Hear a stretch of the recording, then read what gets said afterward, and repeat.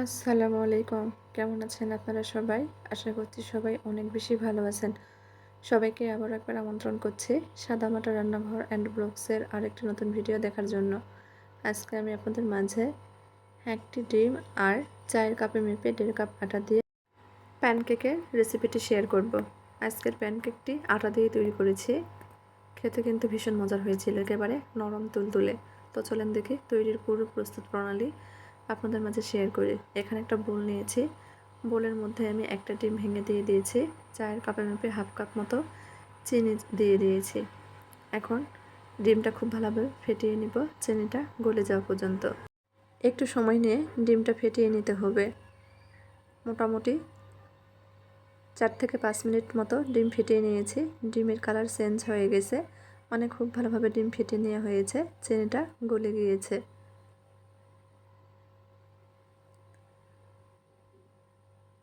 এখন এর মধ্যে আগে থেকে জাল করে ঠান্ডা করে রাখা হাফ কাপ মতো দুধ দিয়ে দিচ্ছি।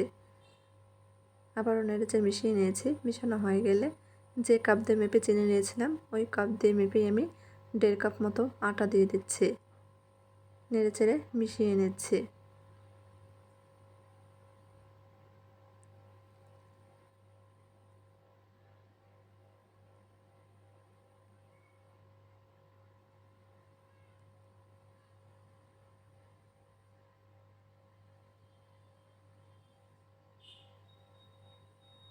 এখন এর মধ্যে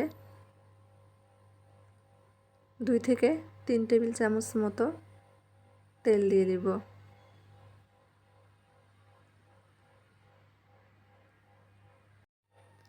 প্রায় 3 টেবিল চামচ মতো তেল দিয়ে দিচ্ছি। আবারও নেড়েচেড়ে মিশিয়ে নিচ্ছি। খুব ভালোভাবে মিশিয়ে নিতে হবে। আর প্যানকেকের এই ব্যাটারটা কিন্তু স্মুথ করে তৈরি করে নিতে হবে, যাতে এর মধ্যে কোনো প্রকার দলা বা শক্ত ভাব না থাকে। খুব ভালোভাবে মিশিয়ে নিয়েছি। স্মুথ ব্যাটার তৈরি করে নিয়েছি। এখন এর মধ্যে হাফ চামচ মতো বেকিং পাউডার দিয়ে দিচ্ছি। আবারও নেড়েচেড়ে মিশিয়ে নিচ্ছি। চাইলে এখানে আপনারা গুঁড়া দুধ ব্যবহার করতে পারেন, সেই ক্ষেত্রে এই কেকের স্বাদ কিন্তু অনেকটাই বেড়ে যাবে।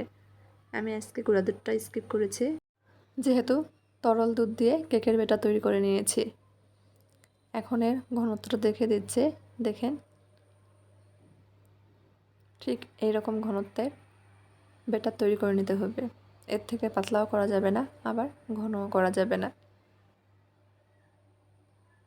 তরল দুধের পাশাপাশি যদি গুঁড়া দুধ ব্যবহার করা হয় সেক্ষেত্রে কেক খেতে কিন্তু আরও ভালো লাগে।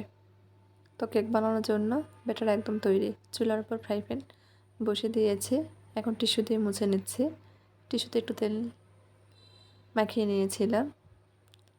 ফ্রাই প্যানটা হালকা গরম হয়ে আসলে তৈরি করে রাখা ব্যাটার থেকে 1 হাতা মতো ব্যাটার উপর থেকে দিয়ে দিচ্ছি।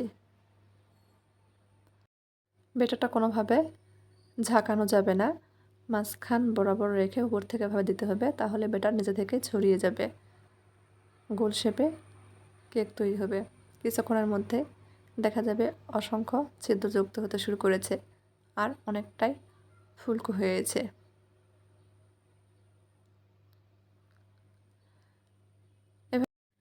এভাবে সবগুলো প্যানকেক তৈরি করে নেব। আটা দিয়েও কিন্তু পারফেক্ট প্যানকেক তৈরি করা যায়। সকাল বিকালের নাস্তায় কিংবা বাচ্চাদের টিফিনেও ঝটপট তৈরি করে দিতে পারেন। তৈরি কোনো ঝামেলা নেই, 10 মিনিটেই তৈরি করে নিতে পারবেন। বাচ্চারা কিন্তু অনেক পছন্দ করবে। শুধু বাচ্চারাও না, বাচ্চাদের পাশাপাশি বড়রাও অনেক পছন্দ করে। সকালবেলায় একেবারে ঝামেলাহীনভাবে নাস্তা তৈরি করে নিতে পারবেন। চাইলে এভাবে উল্টিয়ে অপর পাশে একটু ভেজে নিতে পারেন। এভাবে সবগুলো প্যানকেক তৈরি করে নিয়েছি। কতটা নরম হয়েছে দেখেন, একেবারে নরম তুলতুলে, আর কতটা ফুলকো, অসংখ্য ছিদ্রযুক্ত। একটি ডিম দিয়ে মাঝারি সাইজের প্যানকেক তৈরি করলে প্রায় 10 থেকে 12টি তৈরি করে নিতে পারবেন। আমি একটু বড় সাইজে তৈরি করেছি, সেজন্য এখানে 60টির মতো হয়েছে। তো আমার আজকের এই প্যানকেক রেসিপিটি ভালো লাগলে দয়া করে সবাই চ্যানেলটি সাবস্ক্রাইব করে পাশেই থাকবেন। আজকের মতো এই পর্যন্তই।